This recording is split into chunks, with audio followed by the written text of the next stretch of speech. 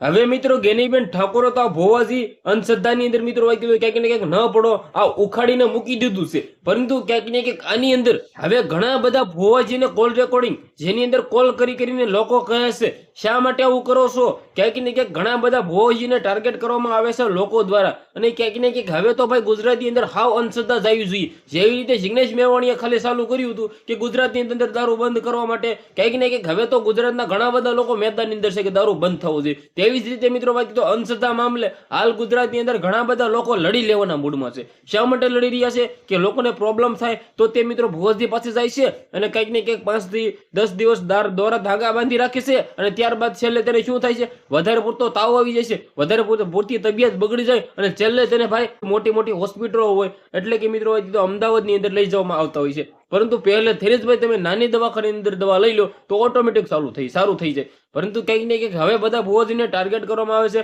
બધા ભુવોજીને ખુલ્લેઆમ કોલ કરીને મિત્રો એક મેં હમણાં જ જોયું કે જેમની અંદર દીપકભાઈ સોડાસમા એ ખુલ્લેઆમ મિત્રો માલવાળી ભુવાજી મેલડી માતા છે, દેવી પૂજક સમાજની મેલડી માતાને પૂજે છે એ ભાઈ, એવી કંઈક મિત્રો વાંચ્યું છે. મને પ્રોપર તો માહિતી નથી, પરંતુ તે ભાઈને પણ કોલ રેકોર્ડિંગ કોલ કરીને કંઈક ને કંઈક કહ્યું છે એવું મિત્રો ઘણા બધા લોકો કહી રહ્યા છે. હું બધા ભુવોજીને નથી કહેતો, હું દિલથી બધા ભુવોજી એટલે કે મોટા મોટા જે ભુવોજી છે, નામચીન ભુવાજી છે, જેમની અંદર મિત્રો વાંચી સોશિયલ મીડિયાની અંદર આવીને વિડીયો ઉતારે છે અને કંઈક ને કંઈક બધું કરે છે, એના માટે આપણે પૂરેપૂરો ભરોસો કોની ઉપર નથી કે જે ખોટા મિત્રો ધૂણે છે અને પૈસા ખાય છે અને ક્યાંક ને ક્યાંક ફ્રોડ કરે છે અને ક્યાંક ને ક્યાંક છેલ્લે બળાત્કારો કરે છે. હું ઈ ભોજને કહી રહ્યો છું કે જે બળાત્કારો કરે છે, જે મિત્રો ભાઈ તો તમને લોકોને ખબર છે કે રાજકોટની અંદર એક પતિ પત્નીને બંને ધડ કાપીને મૂકી દીધું હતું. આવી અંધશ્રદ્ધા ભાઈ ક્યાંક ને ક્યાંક આના અમે મિત્રો વાંચી તો કહીએ છીએ. બાકી હું કોઈને પણ વિરોધ કરતો નથી, હું કોઈના સપોર્ટમાં પણ શું નહીં, હું દિલથી મિત્રો વાંચી તો ભોજને પણ રિસ્પેક્ટ કરું છું. ક્યાંક મિત્રો વાંચી તો માતે જઈને અગરબત્તીઓ હોય, ધૂપધવાળા હોય કે દિલથી મિત્રો પ્રાર્થના કરે છે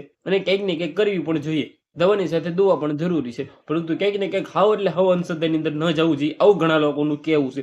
બાકી ગેનીબેન ઠાકોરે જે કહ્યું હતું દશામાના વ્રત માટે એ ક્યાંક ને ક્યાંક ન કરવા જોઈએ એ માટે તો ઘણા બધા લોકો મેદાનની અંદર એવા છે, ઘણા બધા લોકો ગેનીબેન ઠાકોરના સપોર્ટમાં મળશે અને ઘણા બધા લોકો વિરુદ્ધમાં છે. ક્યાંક ને ક્યાંક મિત્રો તમે શું લાગે છે તમે એક સારી એવી કમેન્ટ કરો, વિડીયોને શેર કરો, ફોલો કરો, સબસ્ક્રાઇબ કરો.